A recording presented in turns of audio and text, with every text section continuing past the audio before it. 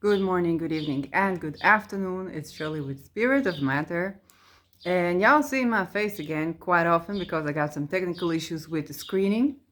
So I made a little list. This video is about the eclipses. And we're talking about the eclipses in Libra, which is tomorrow, and the April 8th eclipse. And I noticed it tends to target the UN, other than USA, okay, other than USA, there's a whole lot of videos about USA, and you can watch them. But other than USA, it tends to target the royal family in Netherlands, the leaders, the charts of the Netherlands, the chart of the UN, and the chart of the EU quite profoundly. And I did a little table, basically, just a little table with things to talk about these two eclipses. So we'll begin with the UN because this does target the UN. And for the UN chart, this lunar eclipse, that's tomorrow, we're going to see the moon conjuncting Neptune and Venus in 7 degrees Libra. Okay? And Ketu, okay, is also triggered by eclipses, right? Is conjuncting, is conjuncting Jupiter. So this lunar eclipse also touches on the UN chart. And the solar eclipse, the April 8 eclipse, will be with Mercury in 22 degrees Aries. Okay, so the eclipse is 19 degrees Aries, just conjuncting Mercury in Aries for the UN. And of course, Aries in Aries, which is transiting. And this is also, it's Mercury. And the 22 degree is not Mercury, is the ascendant. So this is something very interesting. The ascendant for the UN chart is 22 degrees Aries, which is Mars ruled. Mars is conjuncting Saturn in Cancer. And you know, Mars is neither Mars nor Saturn are any good in Cancer. I guess with, a Saturn in Cancer, we're talking about divisions or borders or rules around nation states, which is lunar. And Mars is supposed to sever ties, so Mars is falling in Cancer. And we're talking about, the ability to enforce that. So that would be a 22 degree. But then you got to look at the moon. You got to look at the moon, and the moon is in 22 degrees Gemini.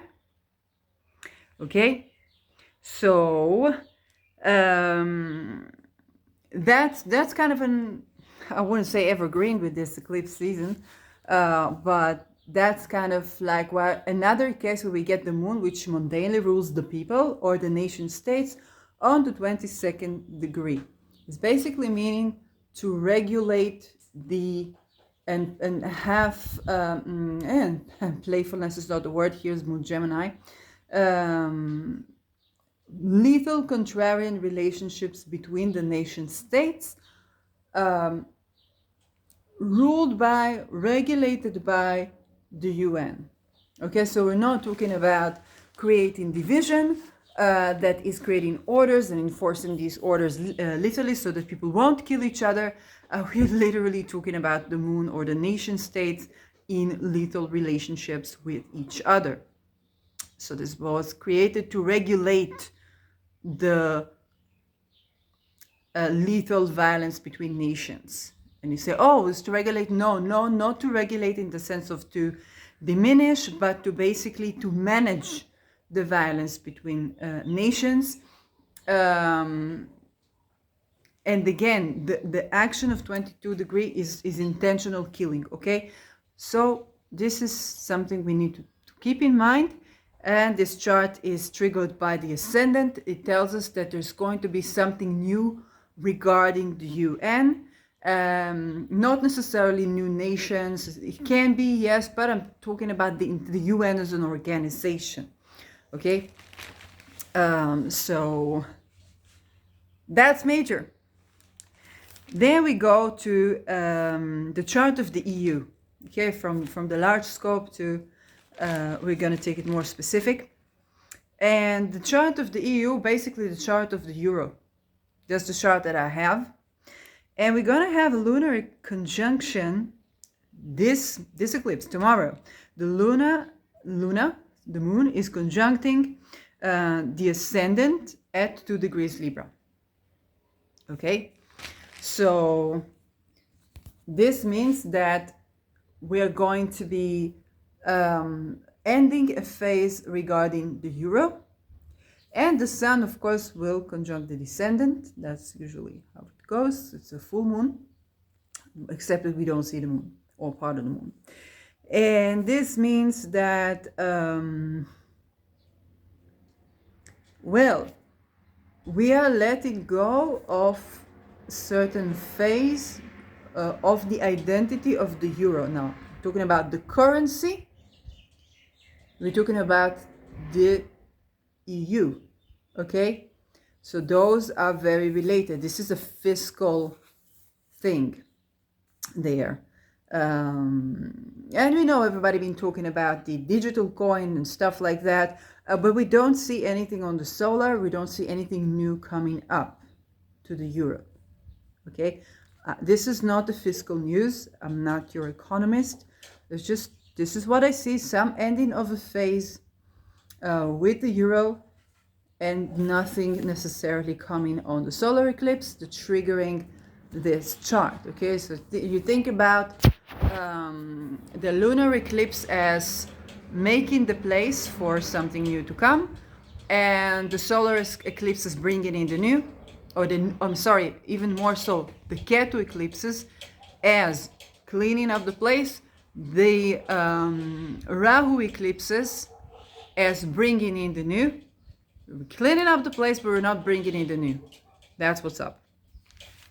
Another important thing about this chart of the EU is Rahu and Ketu are on the axis of Gemini and Sag. So when we had Rahu and Ketu, is basically those are the eclipse markers, okay? The tail of the dragon, the head of the dragon. There are points that we computate, and every planet have nodes. We're talking about the nodes of the moon. Those are relevant and triggered by eclipses, trigger eclipses, okay? So when we're talking about those, the Rahu and Ketu as the nodes of the moon, we are talking about what would eclipses do and what does the eclipse axis do, okay? It's important to note that the eclipses were last on Sag and Gemini, okay? Rahu and Ketu, but also the Sun and Moon in the eclipses were Sag and Gemini during COVID.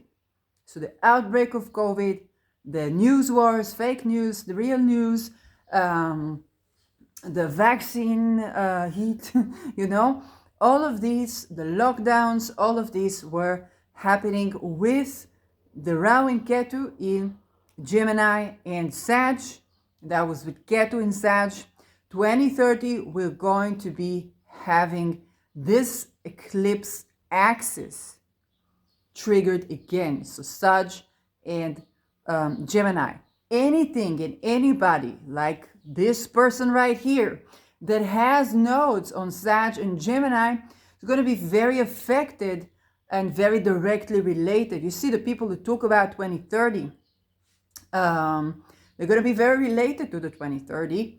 Are the people that, you know, that is going to be quite relevant for. For me, it's like on the 10th and, and 4th, but highly relevant. And that's why I guess this information reached me and I'm sharing this.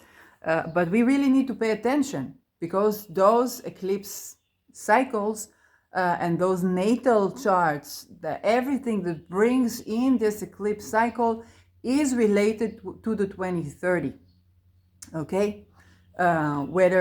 Whichever side of the discourse, talking about the discourse, it's going to take part in the 2030, whether it's going to oppose the 2030, it's going to do something related to the 2030 agenda, because the 2030 agenda takes place with the eclipses on this axis. Okay? Now I'm going to move on, and I'm going to talk about two charts, both of them of the Netherlands. And One of them is from the 1200s and the other from the 1500s.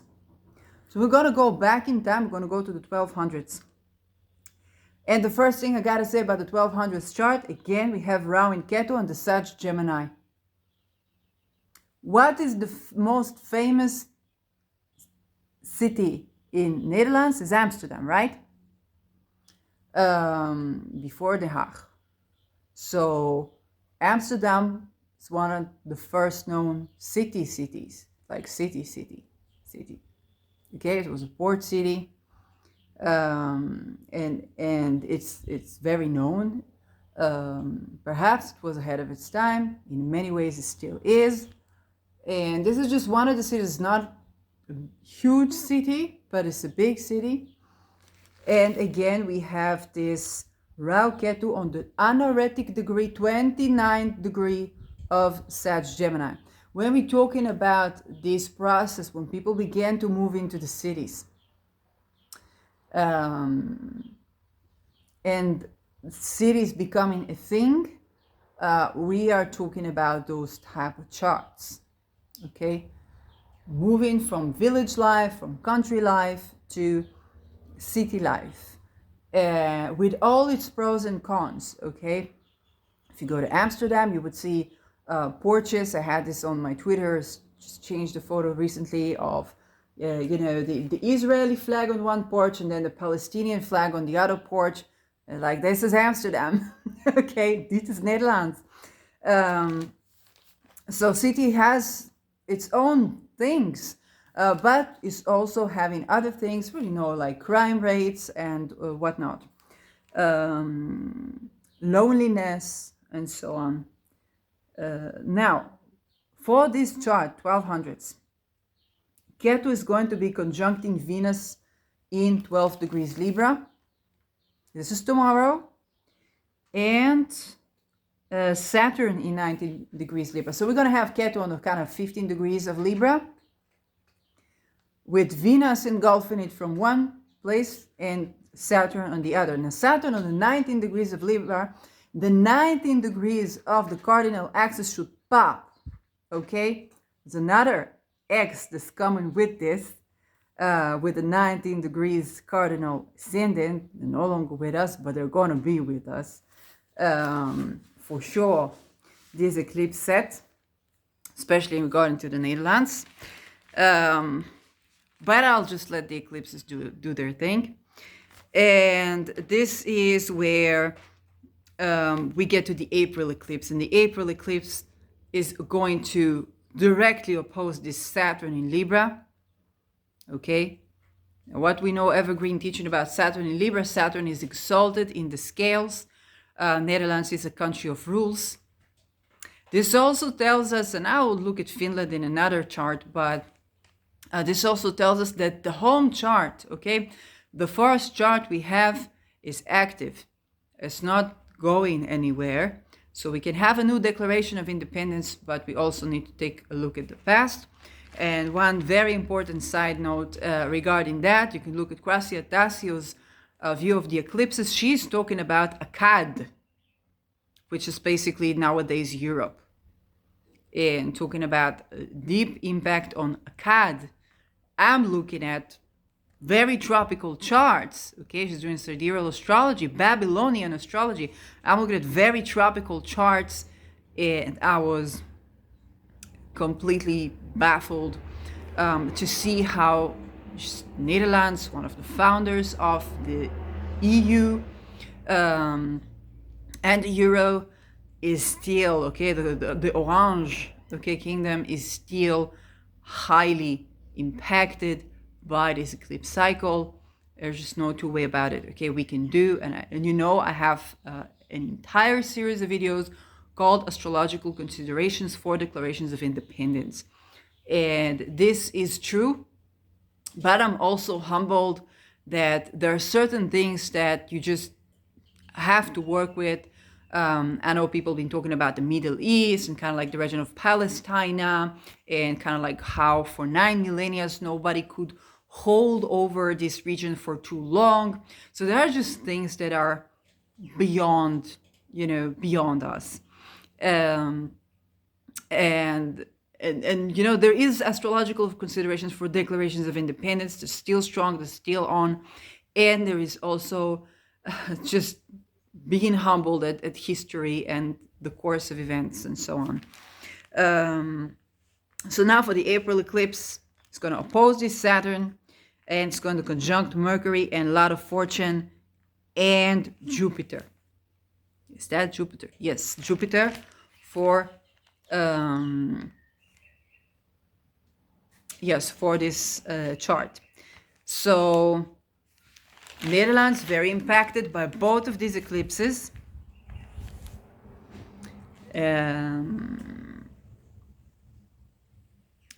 Highly impacted by both of these eclipses.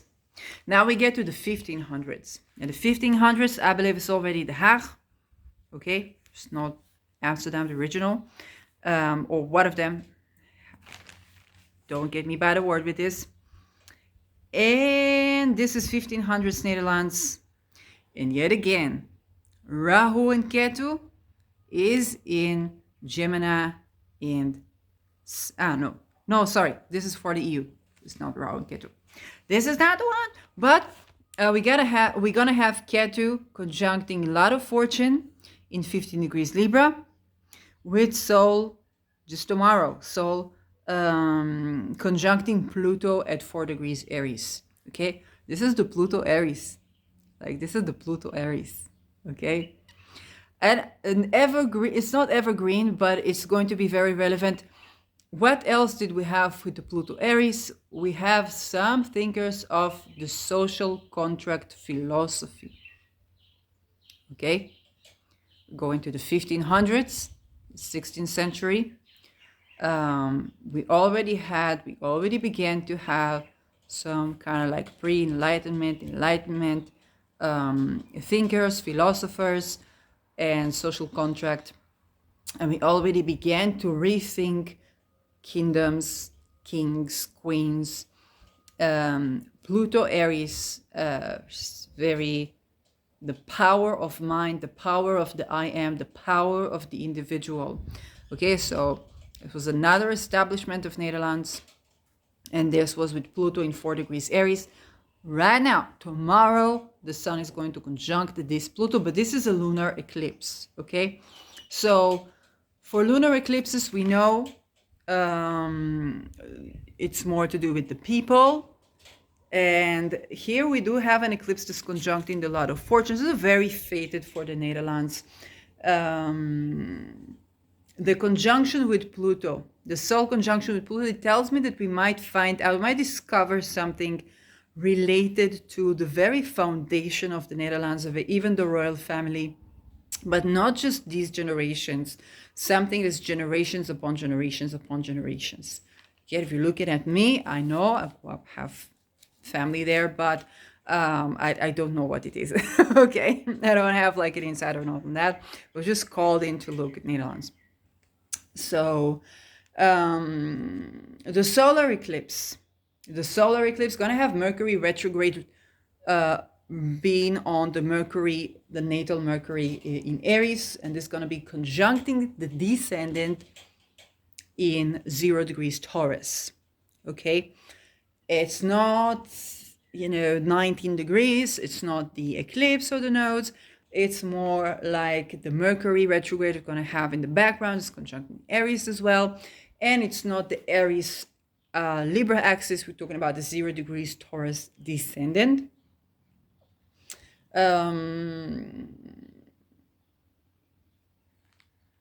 Might have to do with partners and allies and enemies of Netherlands.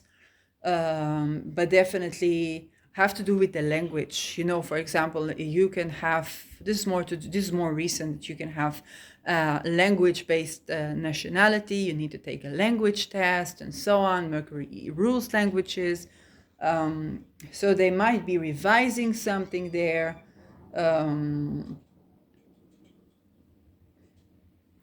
Or maybe something to do with children or expandable children.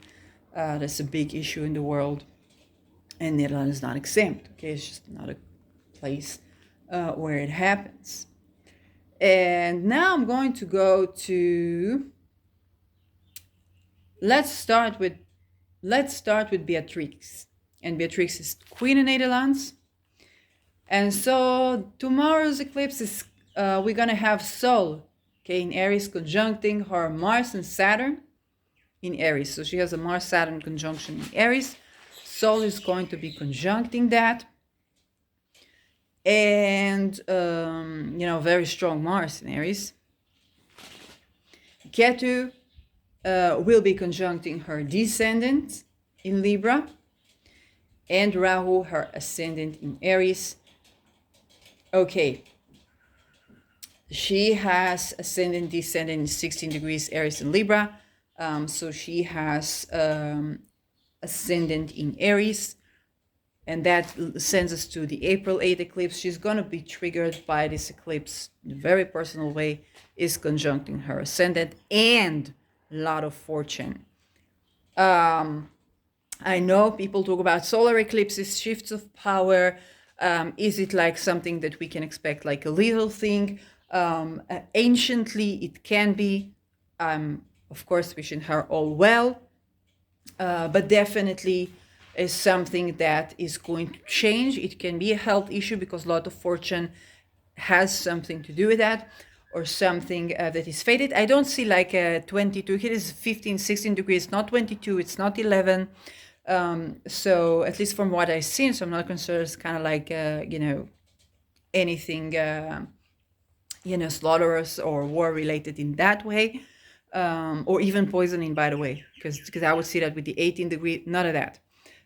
But it can be some health issue, or just some shift that is happening in her life. It's a solar eclipse. She's a queen, and so we wish her all the best. And we understand there's going to be some shift in power.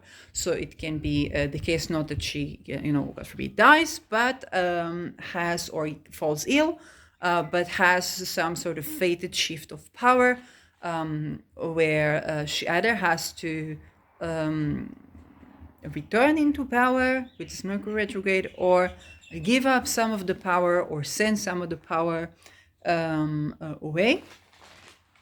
And then we have the King of England, of Netherlands, which is Willem Alexander.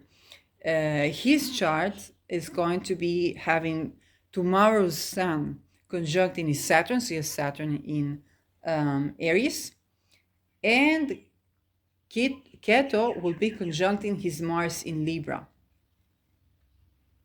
What else do I see? Yes, Netherlands King, yeah. So Ketu will be conjuncting his Mars in Libra for tomorrow's eclipse. This Mars is ruling his Saturn. Saturn can be the father figure. So again, it's a lunar eclipse. It's going to be experienced in that personal level. And again, we don't know in what way.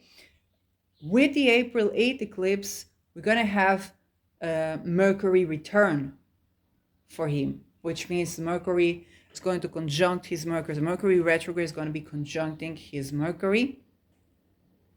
We also know Mercury rules children, okay? So there can be some revelation to do with children. But all charts, okay, we see the king, the queen, we see both Netherlands charts affected by both eclipses, very, very personally, and the Euro itself, the UN.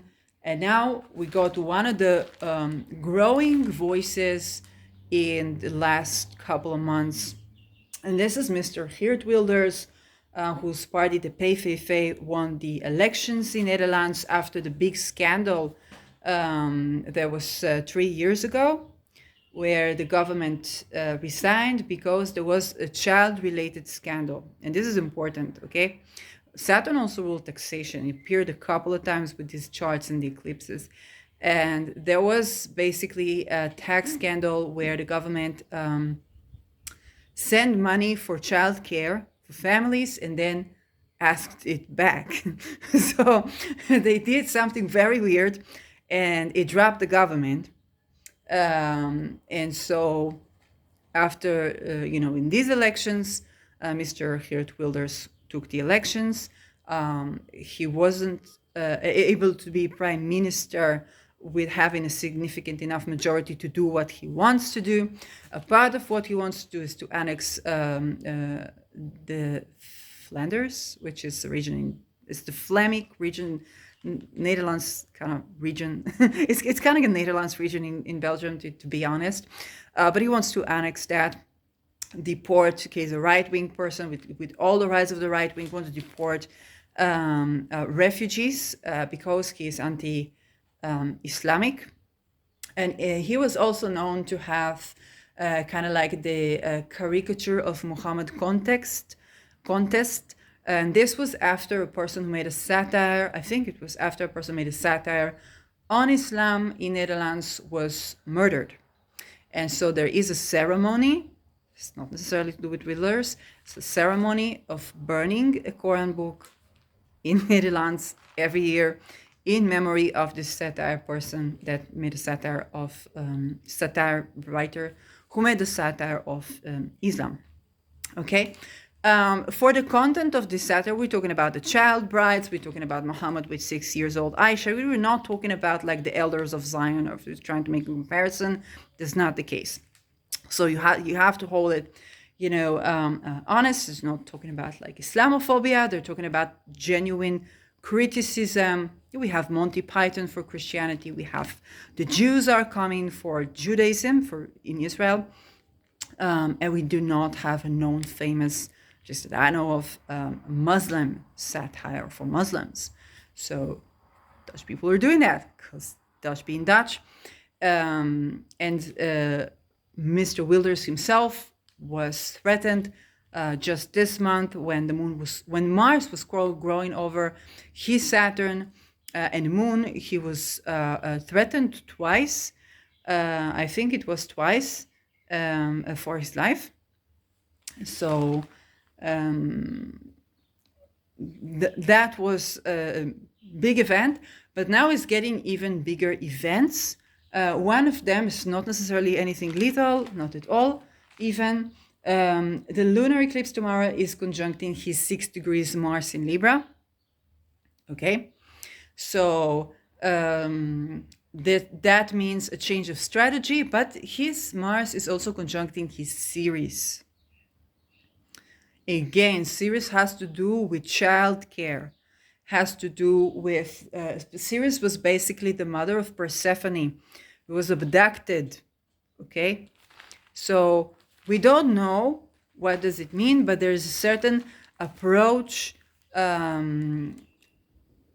strategy, and way to do things, or to address relations, because it's Libra, that is going to be changing.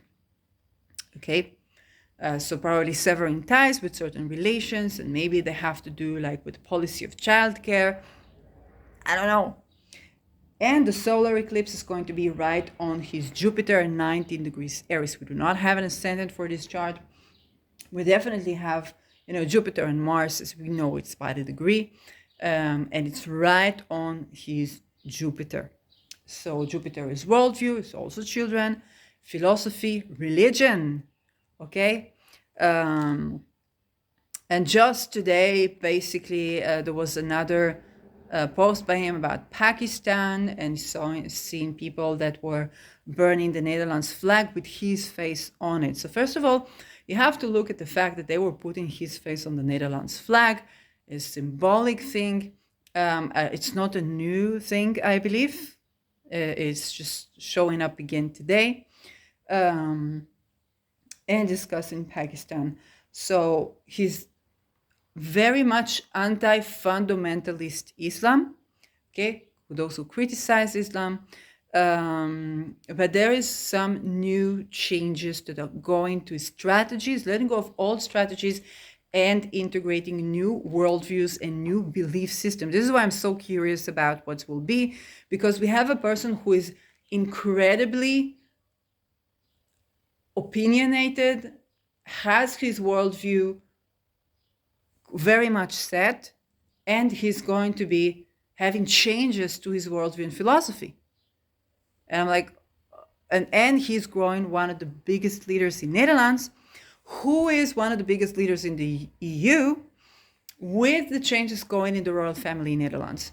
All of that tied in with topics of children, whether it's expandable children, that's happening globally, whether it's the criticism for child rights in Islam, which is yet another, it's unfortunately was practiced, and still some expandable to children related things are also in fundamentalist Judaism and definitely fundamentalist Christianity. We know that, it's not just Mormons. And so definitely the issue of childcare is going to be related. There's also the criticism towards Islam has to do with that. And is just going to be very interesting. What will be the new worldview? Okay. Definitely we're talking about, overall, we're talking about changes of currency for the EU, definitely something ending.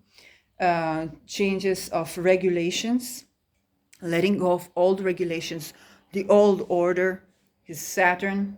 Venus, mundanely, that would be international relations, okay, connections between, you think about sisterhood's connection between diplomacy, and we're talking about diplomacy, so letting go of all diplomatic relations. Mars, military strategy, so letting go of old strategies and embracing the new. And those are more or less the things that are pinpointed. And for the new stuff, we're talking about Mercury, Jupiter's, okay, Mercury, Jupiter's, talk about the ascendant of Beatrix, the descendant of the 1500s Netherlands, and we're talking about a lot of fortune, okay, so we have a lot of fortune active for Netherlands, and I think for Beatrix as well. Beatrix, yes, it should be. Oh, no, 1500s Netherlands, and yeah, should be there. Yes, and Beatrix for the solar eclipse. So, health-related issues, regulation and taxes, children, philosophy and religion. Yes, Saturn is also homeless and refugees, war refugees. Okay, Saturn, Aries can be war refugees on a mundane level. We talk about the chart of a king. Of course, Saturn can represent the homeless and the refugees, or the war refugees. So we're going to have totally new perspectives on this. The ascendant of the UN, okay, is pinpointed. Very, very potent stuff, but also the media. Mercury is also media, news, information, technology, and it's just two eclipses that are changing the face of Europe. And one of the major key players here is Netherlands. It's the Dutch royal family, and of course the leaders. The biggest growing leader is Geert Wilders, Mr. Geert Wilders, and the PVV, which basically is Wilders. He has personal politics here, but also is important to say, because when we're talking about personal politics, okay, we're talking about the leader becoming the solar figures, basically taking up the role of king. So we have to mention this as well. When a person is taking up the role of a king, solar eclipses are going to affect them just the same as they would affect a king or a queen. This is the pitfalls of personal politics, okay? And so that should be taken into account, whether it's a strategy or not. And this is regardless of the Pluto age. It's kind of like the Pluto in Aquarius, the power of the people. It's more like, hey, if you're becoming a queen, if you're becoming a king, solar eclipses are going to be affecting you. So I hope you found this useful. I hope this adds. I know we have all eyes on the US, rightfully so, rightfully so. And when we talk about Europe, everybody's like, oh, it's refugees, it's deportations, it's maybe wars. Like, yes, all of the above. There is more to that. It's also taxation, it's also borders, it's also religion and philosophy. It is also children. Perhaps we have a big opportunity of exposing and abolishing practices of expendable children that are at the core of a lot of the things that are going wrong in the world. We also have a lot of bunkers, okay? And that's not necessarily in the Netherlands, but definitely in Europe. There's Czech Republic, there's the Alpines, not just the World War II. Where the people that could give the orders to anything that would lead to a nuclear holocaust, or to the point where people would say, please use nuke, because nuke would already be better, okay? Kind of like the Hiroshima and Nagasaki. There's also pinpointed in Chiron involved eclipses on nuclear. Okay, full stop. And whoever are the people who could give such orders, they live in bunkers that can sustain them for so and so decades until they can, jump out of the bunker and it's like radiation is better than war, like we have in Chernobyl.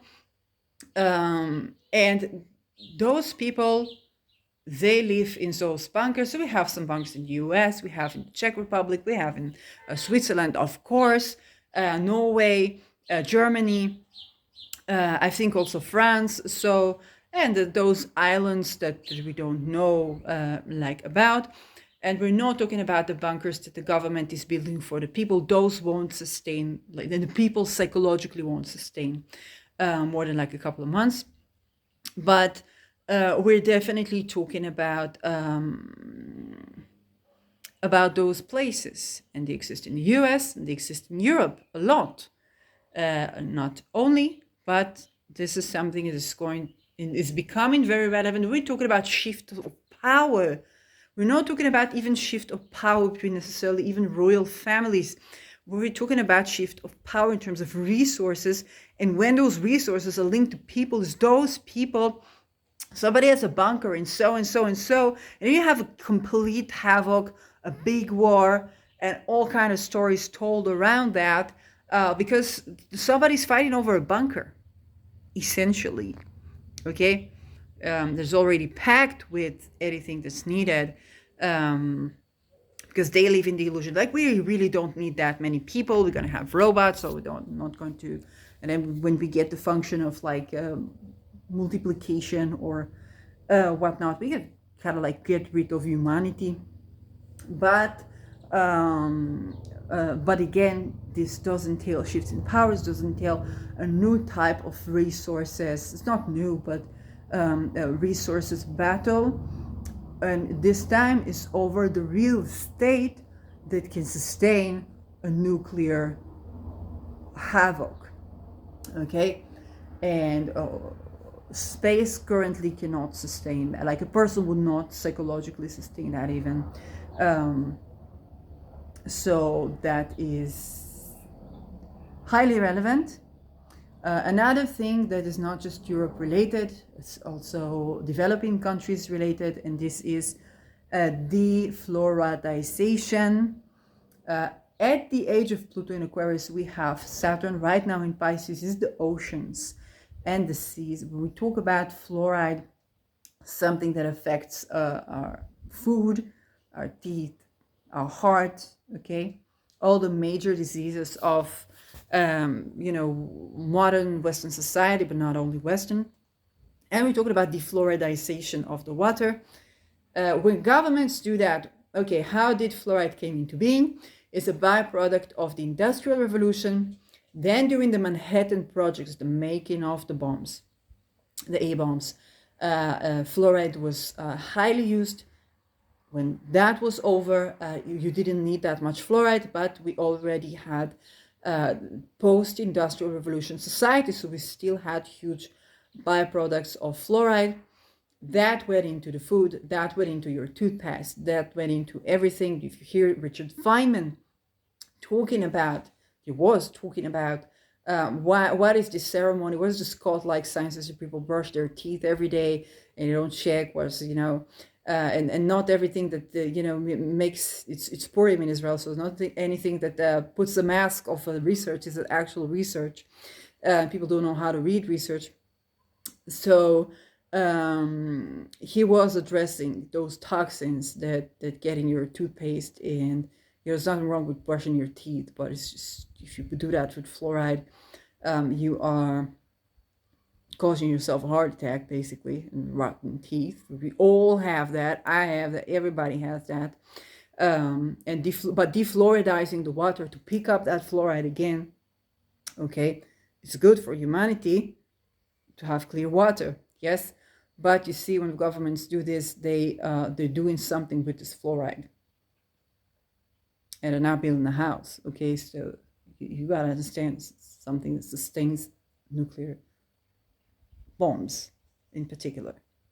So when we get developing countries defluoridizing their water, we understand that they get the okay from the globalists who are involved to do something with this fluoride.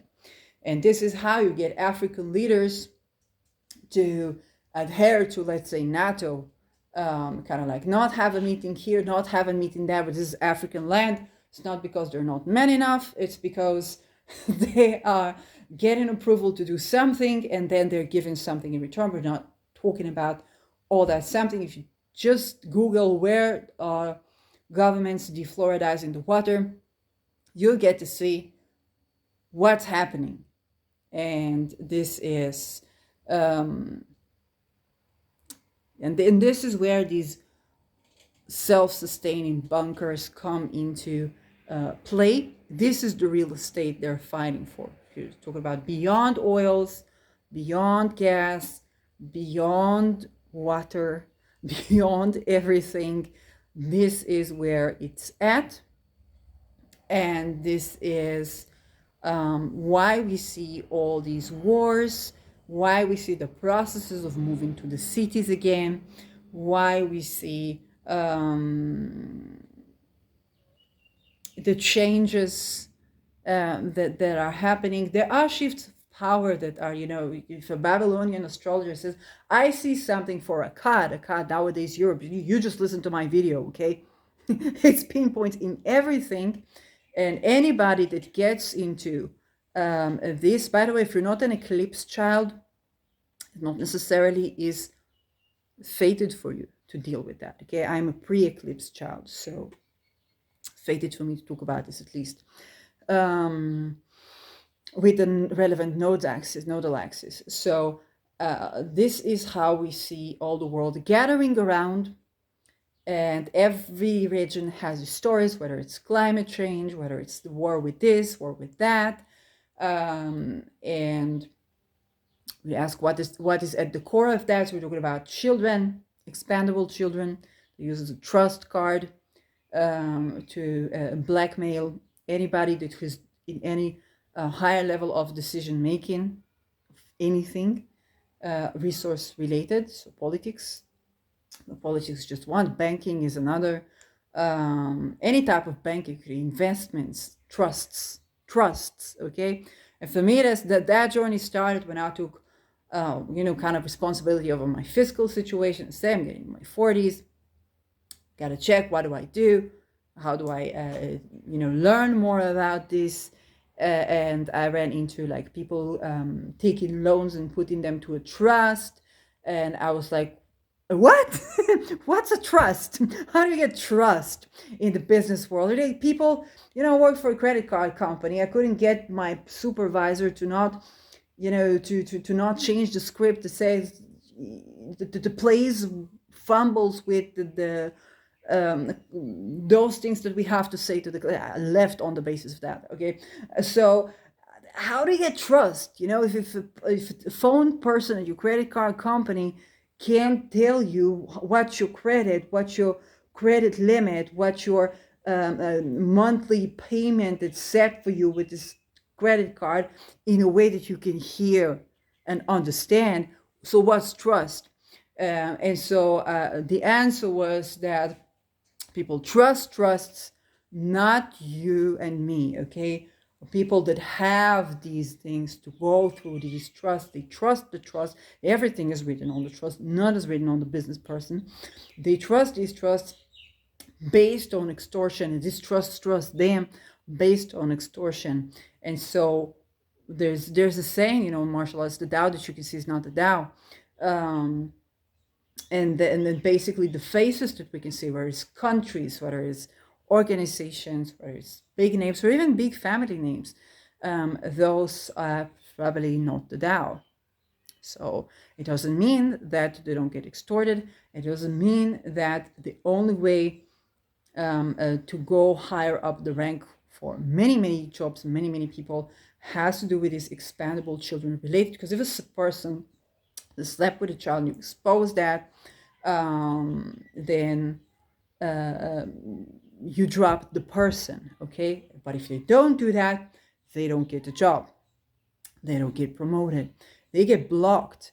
And so they could be maybe in the parliament, but not a prime minister. They could be, and so on and so forth. But also, what we need to understand about the things, first of all, when you expose these things, so the people who are going as undercover agents and so on and so forth, they have to participate up until certain levels. So when we're going to have like Epstein lists exposed, we're going to have to understand lots going on there. And who would be the people to expose that if, it's within every decision-making port that governs whether democracy or not. So that's a big question.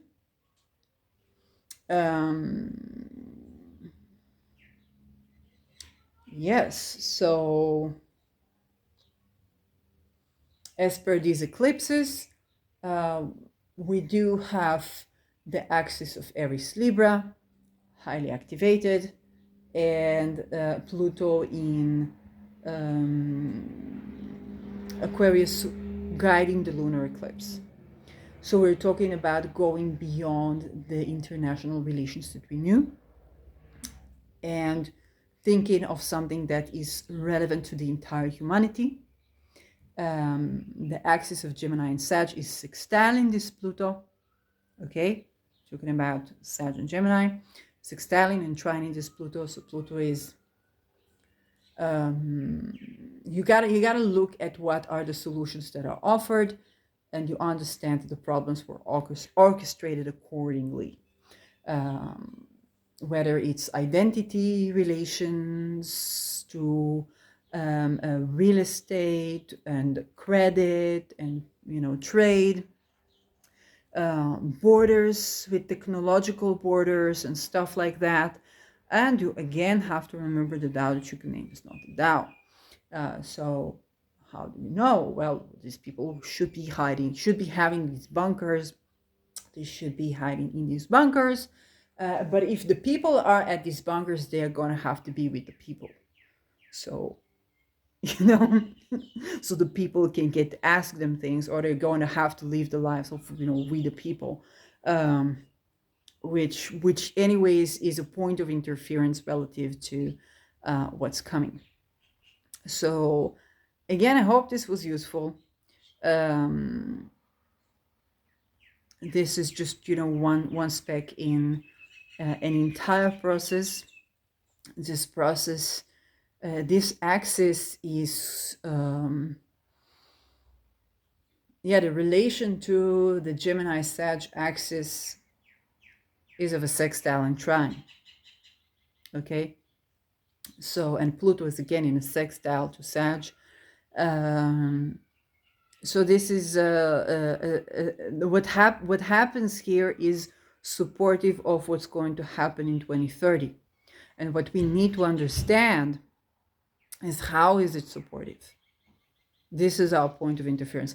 Now, I said I'll mention the Capricorn Cancer Okay, the cardinal axis also have a Capricorn Cancer, which is creating an X, creating a square to this. So we want to pay attention to the people who have square relations with 2030.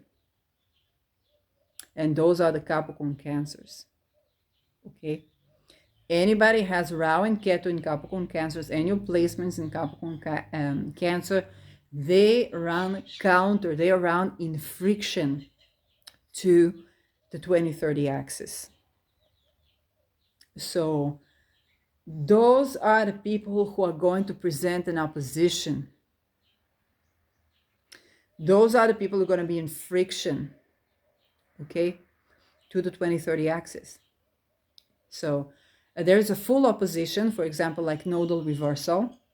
Where you're heading is where where you're heading is the opposite of where they're going. There's a full opposition. Then you have frictional relations, which can be used as a supportive struggle, or it can be used as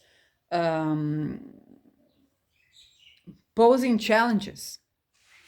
Okay, when you have the square, you grow with this, but it does pose a challenge.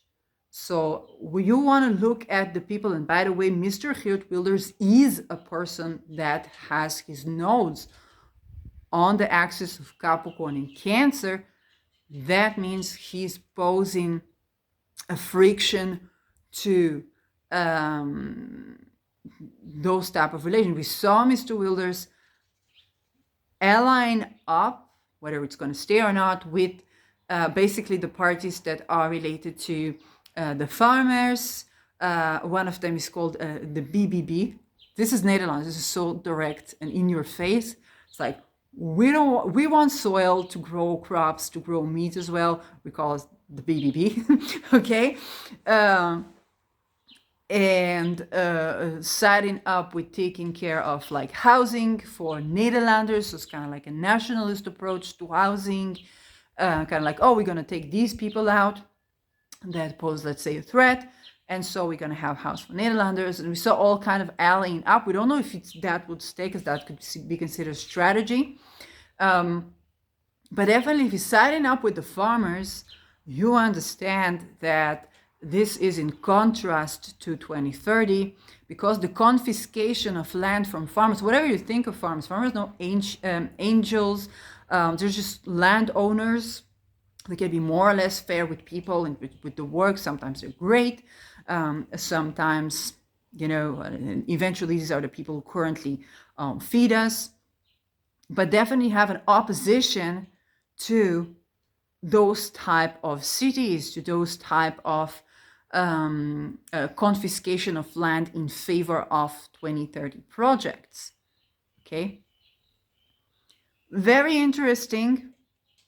Nodal relations are extremely interesting.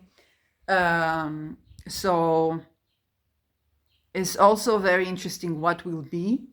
Okay. But definitely you want to take a look at the axis of Cancer in Capricorn, nodal axis. So people have Rahu in Cancer, or people have Rahu in Capricorn. Those people are going to run counter to 2030 agenda. Some of them are nationalists, but it's very interesting to see kind of like where it's going. And so it's a frictional relations, but those people are not just running in friction. The squares are not just people who can't work together. Sometimes squares are people who are kind of like in a frictional relation that pose a necessary challenge to overcome, or to learn from each other, and so on and so forth. So Rahu in Cancer, mundanely, we're talking about the nation state, the people's people, caregiving, mothering, okay, nourishing food, food industry. But Rahu can be a bit technological. And Rahu in Capricorn are very orderly people. So they're like the old order. Both of these axes, which is the old order, and I'm talking about, by the way, the patriarchy is also counter to 2030, which is, it's very interesting relations. As for the Sag Gemini, Rahu in Gemini actually points towards the city, which is surprising for me because I'm not pro those industrialized cities, and I have Rahu in Gemini, but my Mercury is the ruler of Gemini, it's the ruler of Mars is in Aries. So something about the new, something I should be really cautious when it comes to 2030, because I'm fated to have, to be a part of real estate that is newly built to something that would later become a city. Is something I saw in my real estate, like in general. I thought right now I'm living in a village. I thought I'm living in a village in the mountains, next to the Dead Sea, and then I see that this village actually is having the land, the real estate, that would be the biggest city in Israel. And I'm like, what? They're so tiny. And so recently their mayor got, we changed the mayor, and the mayor is now religious municipality. So it's kind of like, you think you're living in Ekveld, and it's like, no, this Ekveld is destined to become like the biggest city in Israel or Palestine. And this kind of region. And I'm like, this is so weird, okay? So I was set to live in the mountains in a village, in a cabin on the hills. And my Ketu is in Sag. So Ketu was in Sag during COVID. And we're going to be having nodal reversal in 2030. So we're going to be having Rahu in Sag and Ketu in Gemini. So this is interesting because it means that we're going to have a Ketu in the cities. It flips the script, okay? It flips the script, because Sag is kind of like the open field, this to that, and Ketu on cities, and then you're going to have a 2030 agenda that is about supposedly 15-minute cities. And I'm like, something is off. Gemini is the city. Sagittarius is not. So I'm just like, what? What?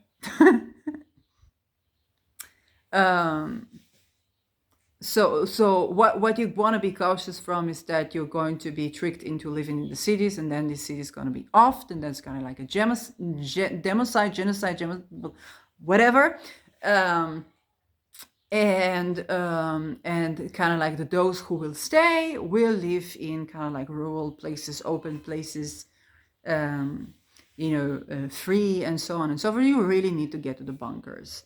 That's what's up. But it's very interesting. Mami in heaven is in Sag, so it's very interesting when you talk about these places.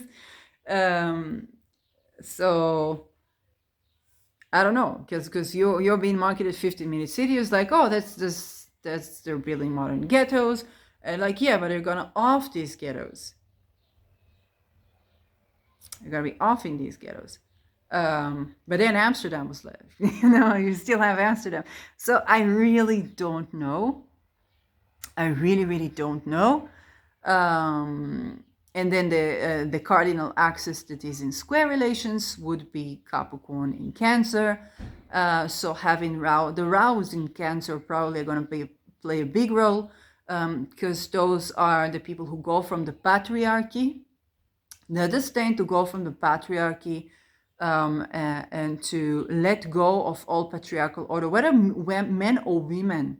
Okay, some women are incredibly patriarchal, and they're destined to go more towards the moon, go more towards nourishment, caregiving, themes around this, but also mundanely leaders is also the nation state. I have to admit, yes, it's also the people's person, So I'm thinking with you as I'm recording this, and this is more like yes, a nationalist of what we know today, kind of like France to the France and so on. We hear these voices in Europe as well. But it does accentuate the people.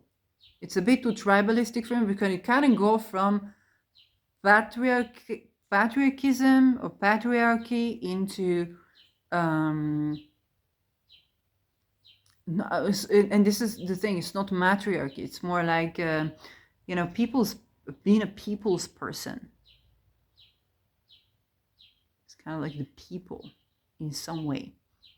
So they're becoming nourishers, they're becoming caregivers, or they tend to their own inner child. It can also be, okay, because moon or Cancer is turning to your inner child. You have to understand where the moon is when the moon is sitting. But it definitely letting go of the order where you have everything strict, a strict order, higher ranks, patriarchy, and so on. So those are very interesting type of people. And you can look, you could go to astro.com, you could just look at the nodes of the person. Yeah. So this is, sorry, this is in X relation, not to the 2030 so much, but to the axis, the cardinal axis that we are having right now. Okay, if I think about, let's say, Capricorn, it's right after 2030. So, but is it square relations to what we have right now? So, what we understand is that the Sag Gemini is trying to get a new world order, which we would see kind of like a Rahu Capricorn. But we're in the age of Pluto in Aquarius. And so Capricorn is not Aquarius. Capricorn is not the world united or to have like a one world state. This is more Aquarian themes. This is just so. But definitely talking about like a new world order. And the Ketus there, they're talking about removing this world order. But what they have in mind is something completely nationalistic. And this comes in an X relations to the very individualistic cycle of eclipses that we're at. Okay, we're purging all diplomacy. We're purging diplomatic relations, purging soft power. And the pitfall is the might is right. Okay, the pitfall is the might is right. But the upside is that people are becoming war informed and war strategy informed. People are starting to talk about things. So they're making it baby steps. And again, we hear things that are almost satirical to those who know even a little bit of world events across time. But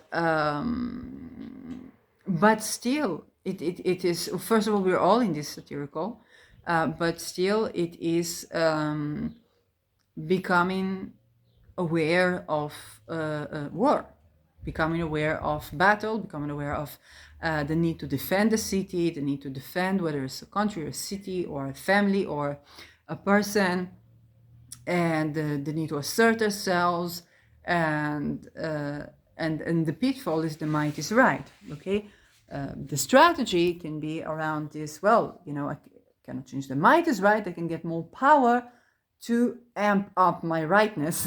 Okay, what I think is right. But this is running counter to, let's say, those who come from like letting go of old orders into and old hierarchies into becoming one of the people, caring for the people, feeling belonging, even whether it's a nation state or country, and so on. So there is an X relations between those. nodal axis, okay? People that have nodes on this. And when it comes to 2030, there is a sextile between this axis that we are at to 2030. So we got to be very prepared, because the problems that we are having right now will be offered certain solutions. We want to make sure that these solutions are fine with us. For those who have nodes on Aries and Libra, they might be fine with that. Okay, but those who have nodes on kind of like the cardinal axis, this Cancer and Capricorn, they will want to refine that. They would want to start something new, because this is an axis of starting something new. Whereas those who have the 2030 axis, they are in dissonance with that. They are in dissonance with that. That may come to completion to say like, oh, it's actually fine. There are people, you know, if you are in Whoopi Goldberg's house in Maui, then you're sorry for what happened to the Mauis, but you're good. However, when there are people who could be, for example, with a dissonance, but whose life direction eventually doesn't take them to those cities, or even if it does, they might not feel as trapped there as they thought that they would feel, or they're destined to do something regarding those cities. But you definitely can see that the road of awakening and the path of how these changes are coming about is definitely exposing a lot of the things that happen in the world. And you definitely see more and more people that the more they get about what this thing is about, the less patient they can get with what they see, and the less relation they can develop to those frames of presenting things.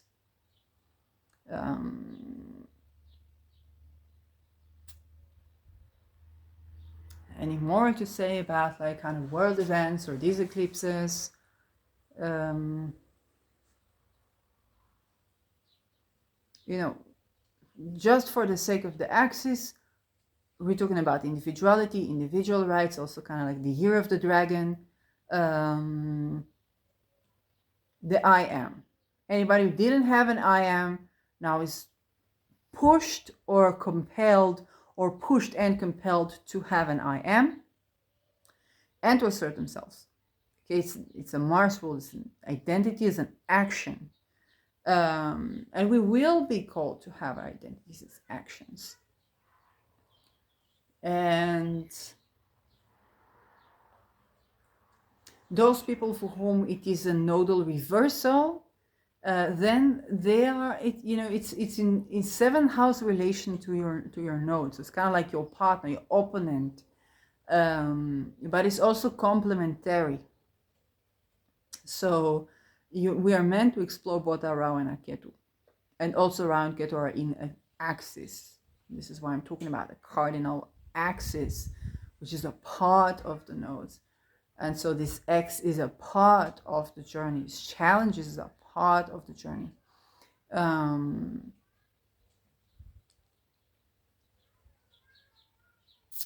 What's more? Kind of like all the world events. Well, the UN is the result of the Spring of Nations. Okay, we had the United Nations. We had the League of Nations, but the UN is kind of like the final refined result of the Spring of Nations. That being said, one of the things we heard in the French Revolution, for example, was France for the French. Okay, we now heard it in World War II, we heard it in the French Revolution. France for the French. There's the separation of religion and state, because religion was all-encompassing, because religion was global. Okay, so the rise of nationalism was kind of like to combat the globalist religion. Okay, and so it's a very particular type of globalism, You can say that Rahu in Sag is religious, is philosophical. It can also be secular, but Jupiter rules religion. Okay, Pisces perhaps can be more like, yeah, but all, Jupiter in Cancer, Jupiter Cancer can also be quite deeply religious as well.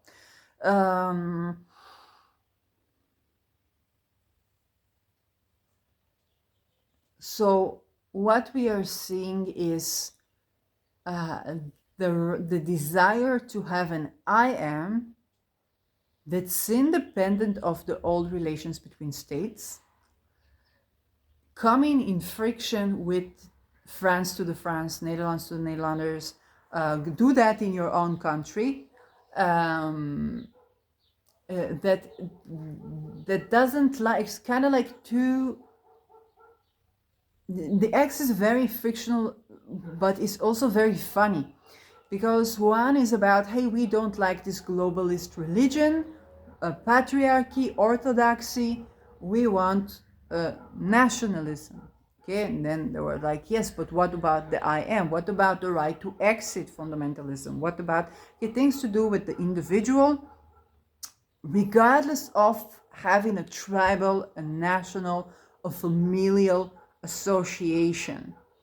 And so this is a frictional relationship, because in general, if the nationalists were inclusive of the individuals in society, not on a basis of tribalism or nationalism, then we would not have this big advantage that globalist religion has, which is they're able to feed the people.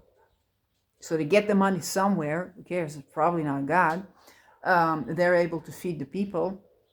And so if you got to get a food voucher, and then you got to go to a demonstration and hang on a note, this is how it goes. Okay.